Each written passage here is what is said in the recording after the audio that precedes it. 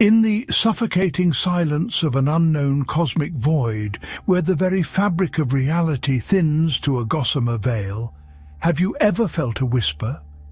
A chill that isn't from the air, a shadow that isn't cast by light, a memory that isn't your own?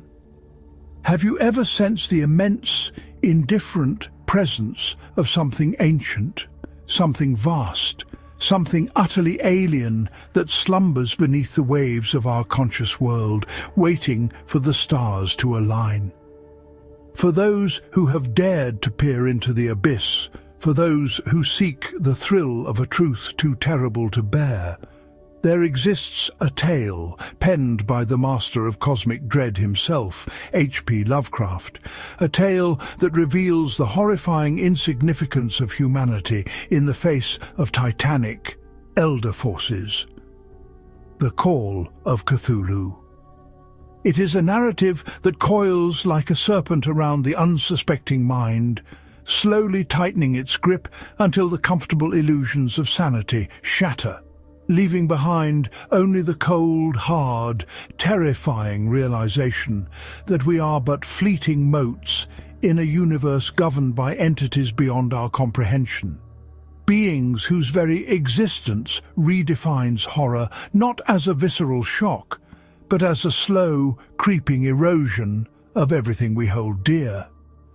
This is not a ghost story of rattling chains or a vampire's fangs.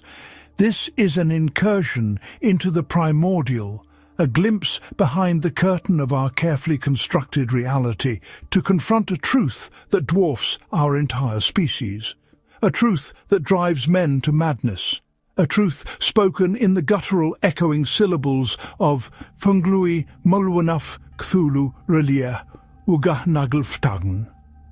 Our journey into this abyssal truth begins, as so many such dreadful revelations do, with a death and a legacy. Francis Wayland Thurston, our reluctant narrator and investigator, finds himself sorting through the papers of his recently deceased great-uncle, George Gammell Angel, a distinguished professor emeritus of Semitic languages at Brown University. The professor's death itself was suspicious, an uncharacteristic demise from a fall, hinting at a subtle undercurrent of unnatural circumstance that Thurston initially dismisses. Yet, among the professor's meticulously catalogued notes and artifacts, Thurston uncovers a trove of bizarre, seemingly unrelated items that slowly, insidiously begin to weave a tapestry of dread. There are newspaper clippings detailing an outbreak of global hysteria, an increase in strange suicides and violent acts, and a pervasive collective anxiety that swept across the world. And then there is the clay bas-relief. This artifact, a seemingly innocuous piece of modern art, is where the first tendrils of true horror begin to unfurl.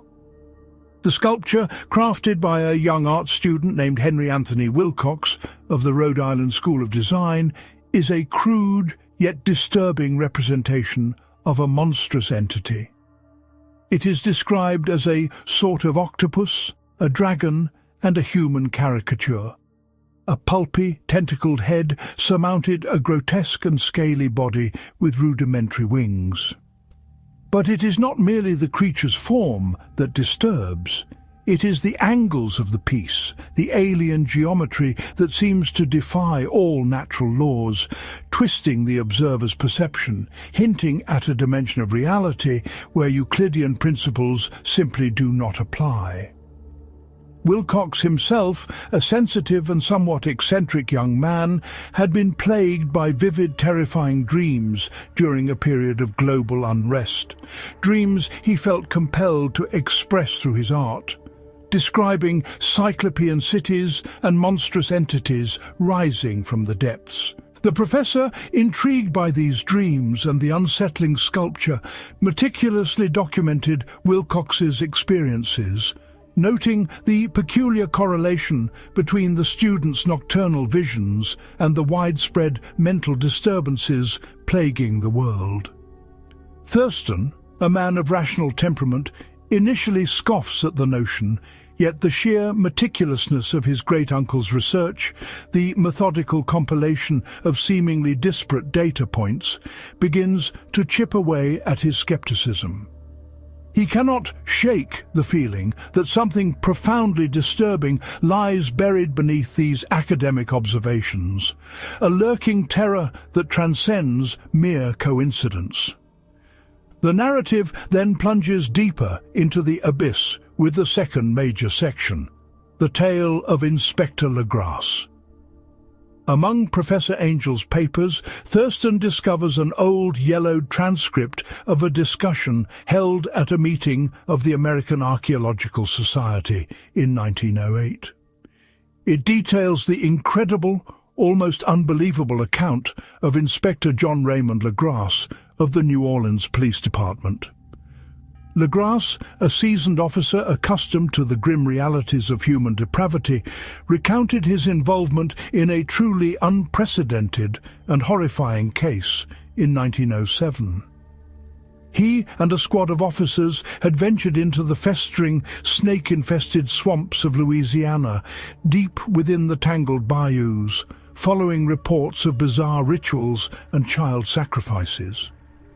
What they discovered there defied all rational explanation.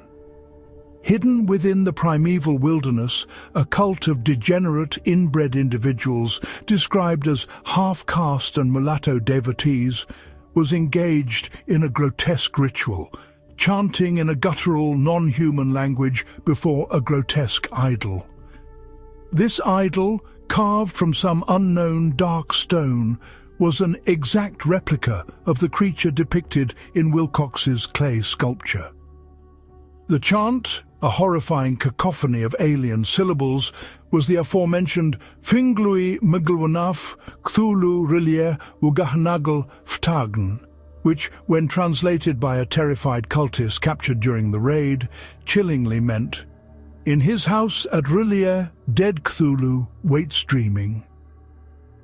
The cultists, when questioned, spoke of an ancient god, Cthulhu, who slept in a sunken city beneath the sea, waiting for the stars to align, waiting for the moment to rise and reclaim dominion over the earth.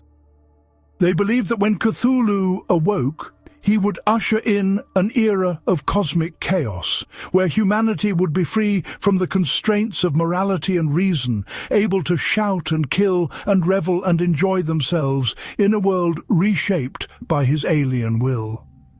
The sheer depravity of their rites, their unwavering devotion to this monstrous entity, and the sheer antiquity of their beliefs sent shivers down the spines of the assembled archaeologists. One of the society members, Professor Webb of Princeton, recognized the idol from another, even older encounter. A similar idol, far more ancient, had been found in the remote mountains of Greenland by an expedition led by Professor William Channing Webb, where Eskimo tribes practiced a nearly identical, equally blasphemous cult, worshipping a monstrous entity and performing unspeakable rites. The discovery of these two geographically disparate, yet ideologically identical, cults suggested a horrifying universality to this ancient belief, a deep-seated, primordial terror that had seeped into the collective unconscious of humanity across continents and millennia. Thurston, reading these accounts, begins to feel the first tendrils of cosmic dread, connecting the dots between his great-uncle's research, Wilcox's dreams, and the chilling testimony of Inspector Legrasse. The pieces, once scattered, now begin to coalesce into a terrifying mosaic, hinting at a truth far grander and more terrifying than any individual could conceive. As the narrative progresses, Lovecraft skillfully builds the tension, moving into the third section, The Madness from the Sea. Thurston's investigation leads him to connect Professor Angel's data with a peculiar global phenomenon that occurred around the same time as Wilcox's dreams and the cult's activity. It was a period of intense global anxiety and inexplicable disturbances. Around March of 1925, the very month Wilcox crafted his disturbing sculpture and Legras encountered his horrifying cult, the world experienced a profound shift.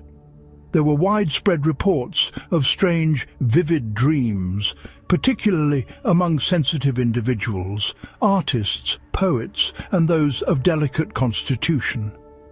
These dreams were universally described as terrifying, filled with visions of cyclopean cities, vast alien architecture, and a sense of colossal non-Euclidean structures rising from watery depths, accompanied by a profound guttural voice that echoed in the dreamers' minds. Many succumbed to madness. Some committed suicide. Others lashed out in inexplicable violence. It wasn't just mental disturbances either. The physical world seemed to rebel. Seismic activity increased dramatically. Strange reports of ships encountering unusual phenomena at sea surfaced, and general unrest seemed to ripple through society. This was not merely coincidence, it was a cosmic resonance, a worldwide manifestation of the entity stirring in its slumber. Thurston realizes that during this period, the precise timing of which Professor Angel had meticulously charted, something was indeed happening on a global scale. The Earth itself seemed to groan under some unseen pressure, and the human mind, that fragile bastion of rationality, was bombarded by subconscious emanations from a source utterly alien and immense. The implication is staggering. The barrier between our world and another, far more ancient and terrifying, was momentarily thinning, allowing the telepathic emanations of a sleeping god to seep into the collective unconscious. The sheer scope of this event, its global reach and its psychological impact, elevate the horror from a localized cult ritual to a truly cosmic event. The world was not just experiencing a bad year, it was experiencing the faint yet undeniable Call of Cthulhu. And then the final, most chilling piece of the puzzle falls into place with the narrative of Gustav Johansen. This section is presented as a first-hand account, recovered from the papers of a Norwegian sailor named Gustav Johansen, the second mate of the tramp steamer Alert. Johansen's narrative is the horrifying climax, the direct confrontation with the unimaginable. His account begins with the Alert sailing across the Pacific, encountering another vessel, the Emma, whose crew appears to be a band of desperate men. A violent altercation ensues, a savage sea battle that leaves the Emma's crew dead and the Alert's crew severely depleted. It is in the aftermath of this brutal encounter that the Alert, under Johansen's reluctant command, stumbles upon the unbelievable. The ship has drifted into an uncharted, previously unknown region of the Pacific Ocean, where an inexplicable geological uplift has occurred. A landmass, dark and forbidding, has risen from the depths, an island that should not exist. This island is R'lyeh. Lovecraft's description of R'lyeh is masterclass in evoking cosmic horror. It is not merely a city, it is an architectural impossibility, a city built with non-Euclidean geometry, where angles and planes seem to be willfully, perversely distorted, defying all human understanding of space and form. The structures are cyclopean, monstrous, and crafted from black, green, and iridescent stone that exudes an ancient, malevolent aura. The very air around R'lyeh is thick with an oppressive, palpable dread, a sense of immeasurable age and evil. The remaining crew of the Alert, driven by a mixture of morbid curiosity and profound terror, ventures ashore. They navigate the treacherous slime-coated streets of Relaya, observing the colossal unholy carvings and hieroglyphs that adorn its impossible buildings, all depicting the same monstrous entity, Cthulhu. The silence of the city is broken only by the lapping of the unnatural tide against the enormous blocks of masonry. And then they find it, a colossal, intricately carved gate, pulsing with an inner light, radiating an ancient power. As they approach, the gate slowly, inexorably begins to swing open, not with the grinding of gears, but with a horrifying, silent displacement of colossal mass, revealing the abyssal maw of the interior. And from that gate, from that gaping maw of primeval darkness, emerges Cthulhu himself. Lovecraft, despite his usual restraint, describes the entity with terrifying vividness, emphasizing its titanic scale and utterly alien nature. It is a mountain walked or stumbled, a nightmare corpse city of our Lier, given form. A pulpy, tentacled head surmounted a grotesque and scaly body with rudimentary wings, but the horror was in the outline, which suggested an anthropoid abnormality. It is an entity of such colossal size, such ineffable ancientness, that its mere presence is enough to shatter the sanity of men. The sailors, those who remain, are instantly driven mad, some leaping to their deaths, others falling into catatonic states of gibbering terror. Johansen, by some miracle, maintains a sliver of his sanity, likely due to his robust, pragmatic sailor's nature. He witnesses the creature lumbering forth from its colossal prison, its very presence radiating an energy that distorts reality, bringing with it the stench of eons. In a moment of desperate, almost suicidal courage, Johansen, realizing the futility of facing such a being directly, makes a desperate gambit. He steers the Alert, a mere speck against the monstrous bulk of Cthulhu, and rams the prow of his vessel directly into the head of the awakening god. The act is audacious, seemingly foolish, yet it has an effect. Cthulhu, though not harmed in any conventional sense, is briefly disrupted. The gelatinous, rubbery mass of its head is momentarily split, only to regenerate with horrifying speed. The creature recoils, and Johansen seizes the opportunity to flee, escaping the nightmare city and the awakening god.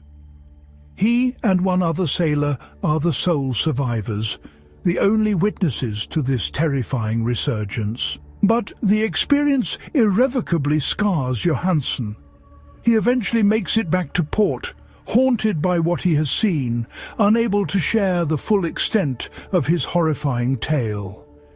He dies mysteriously shortly after, his account tucked away, waiting to be discovered by someone like Thurston, someone whose sanity would now be utterly compromised by its contents.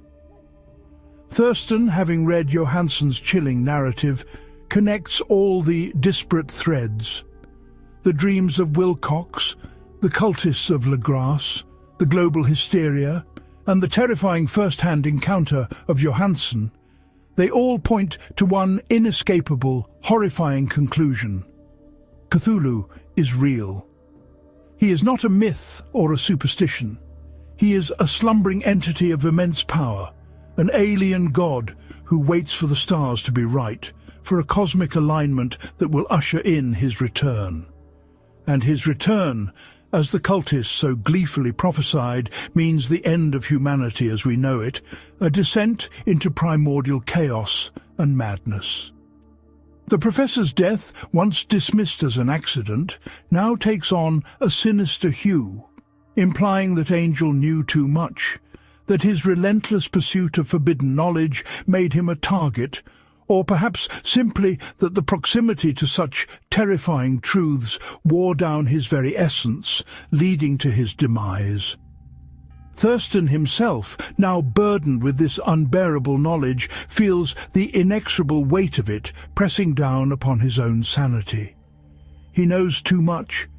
He has seen the world through a crack in the facade, glimpsed the true, horrifying nature of the cosmos, and he understands that the peace and order of human civilization are merely fragile illusions, maintained only because the monstrous entities that truly govern the universe remain asleep.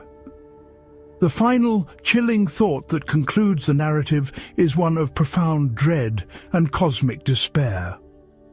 The most merciful thing in the world, I think, is the inability of the human mind to correlate all its contents. We live on a placid island of ignorance in the midst of black seas of infinity, and it was not meant that we should voyage far. The sciences, each striving in its own direction, have hitherto harmed us little. But someday the piecing together of dissociated knowledge will open up such terrifying vistas of reality and of our frightful position therein that we shall either go mad from the revelation or flee from the deadly light into the peace and safety of a new dark age. Thurston is left with the agonizing certainty that Cthulhu will rise again, that his temporary retreat was just that, temporary.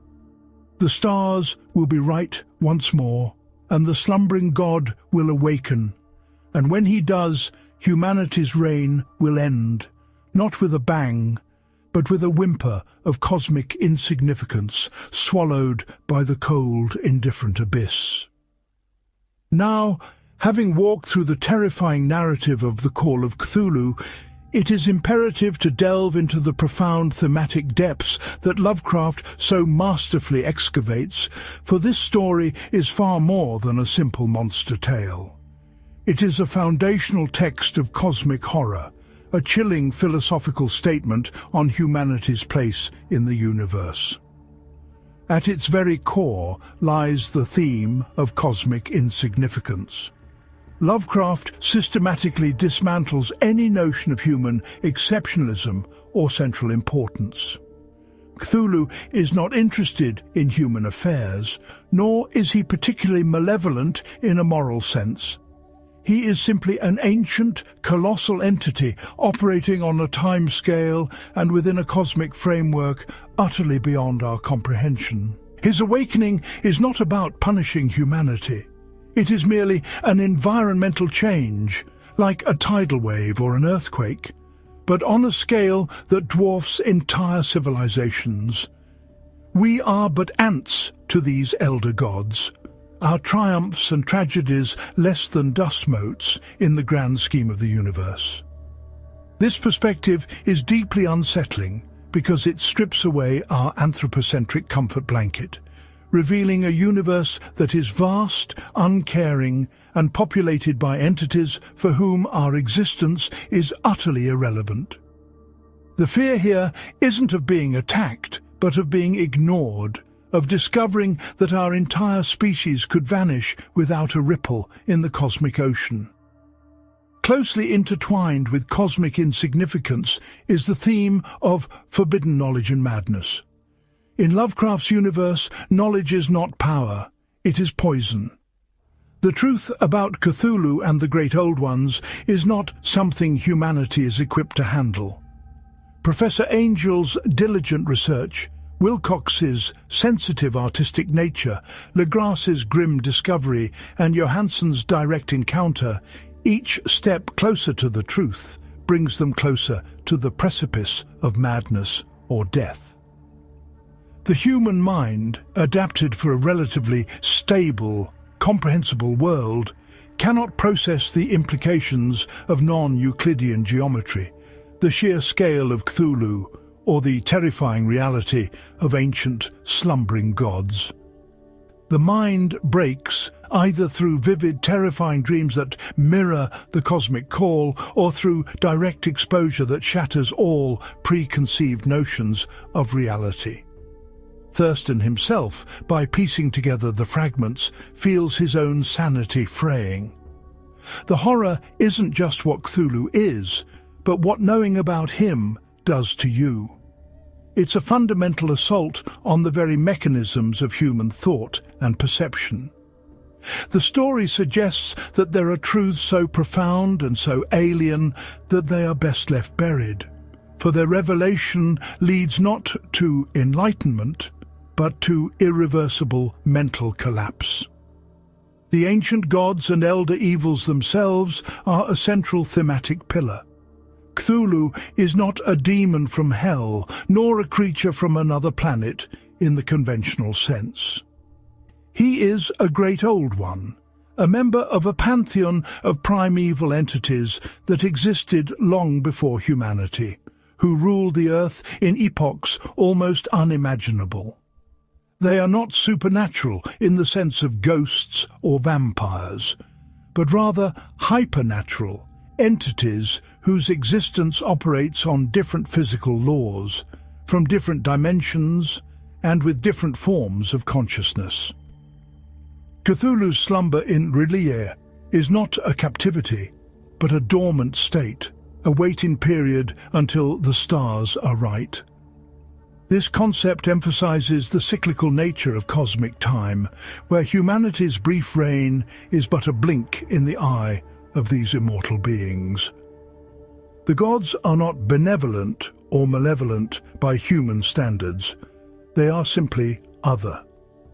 Their worship by cultists is not born of faith in a traditional sense, but of a primal recognition of power, a desire to be on the winning side of a cosmic apocalypse, or perhaps a pre-existing genetic or spiritual connection to these entities that predates even the rise of human civilization.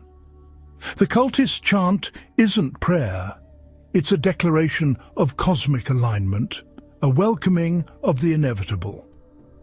Lovecraft also explores the power of dreams and the subconscious as conduits for cosmic influence. The global outbreak of disturbing dreams, particularly among artists and sensitive individuals, is a key plot device. These dreams are not random. They are telepathic emanations from the awakening Cthulhu, seeping into the collective unconscious of humanity.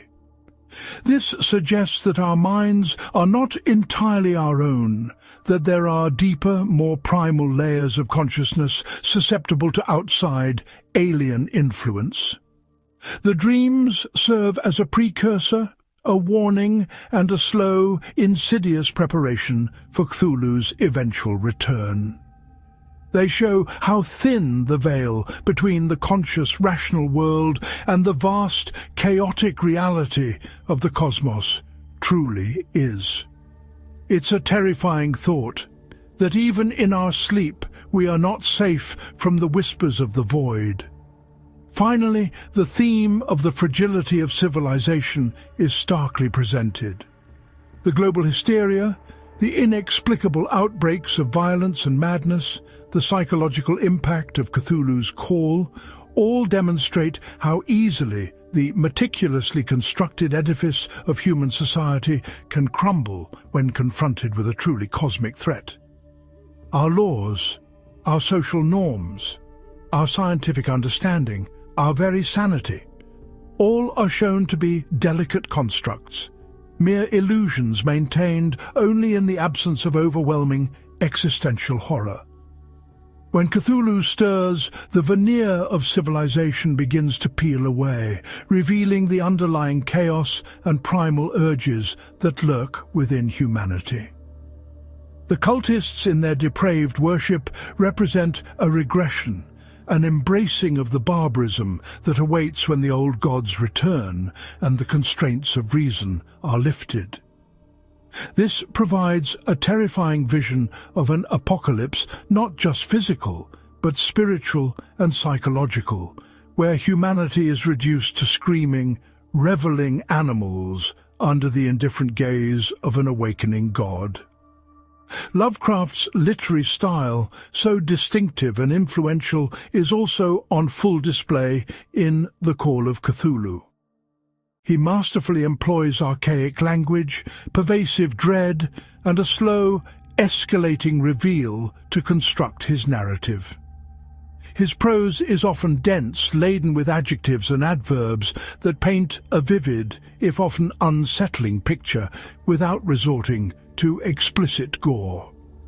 Words like cyclopean, eldritch, blasphemous, Icarus, squamous, non-Euclidean and antediluvian are not just descriptive.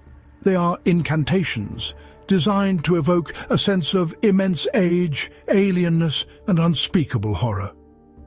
He rarely describes the monster fully until the climax, instead building dread through suggestion, through the reactions of his characters, and through the slow accumulation of disturbing details.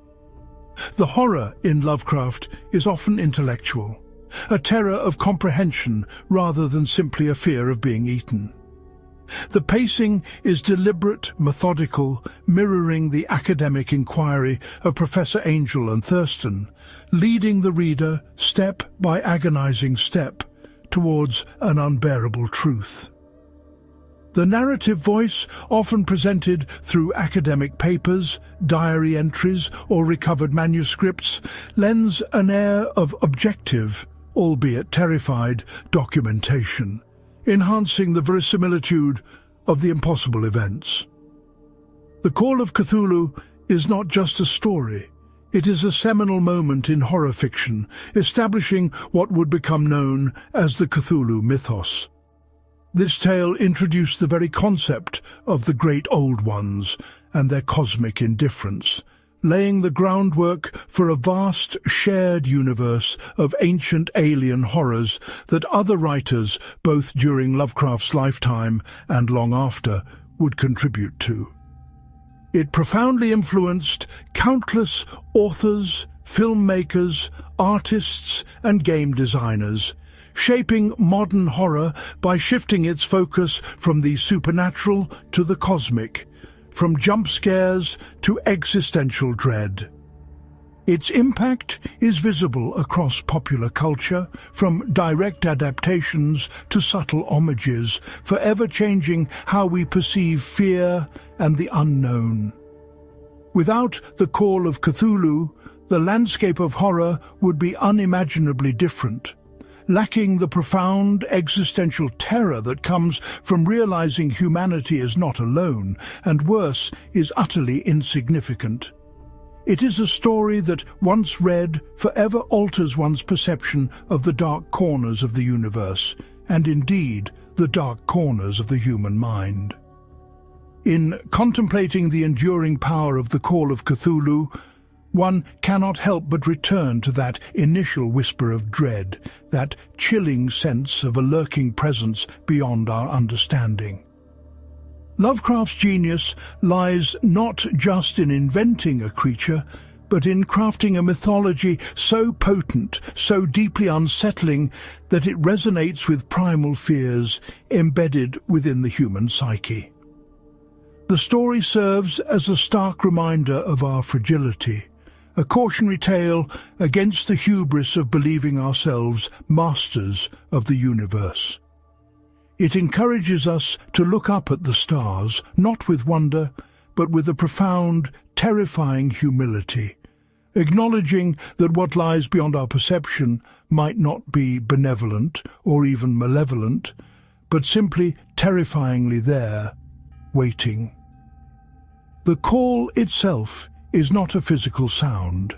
It is an atmospheric pressure, a psychic resonance, an ancient dream that permeates the very fabric of reality, a slow, inexorable erosion of the illusion of human control. It reminds us that our science, our philosophy, our art, all the beautiful things we construct, are ultimately precarious against the vast, cold indifference of the cosmos.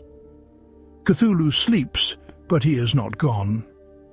The sunken city of Roulia may rest beneath the waves, but its impossible angles and colossal forms continue to exert a subtle, horrifying influence. The chant, Funglui Magluanaf Cthulhu Reliech Wagahnagel Ftagen, echoes not just in the minds of degenerate cultists, but in the deeper, more primal regions of our own consciousness. a constant unsettling reminder of what lies just beyond the thin veneer of our everyday lives. It is the ultimate horror, the truth that annihilates meaning, the knowledge that drives one mad. We are not special, we are not safe, and the monsters are not under the bed.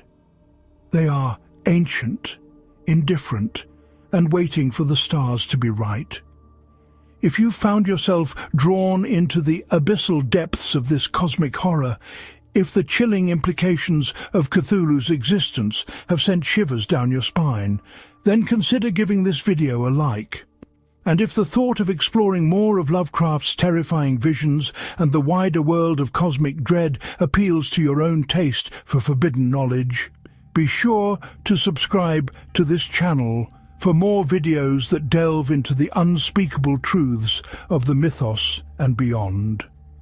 For in the end, perhaps it is better to face these horrors, however indirectly, than to remain blissfully ignorant. For that ignorance is merely a fragile membrane, easily pierced by the call of something ancient and immense, something that whispers from the dark between the stars, promising not annihilation, but a far more terrifying fate: utter cosmic oblivion.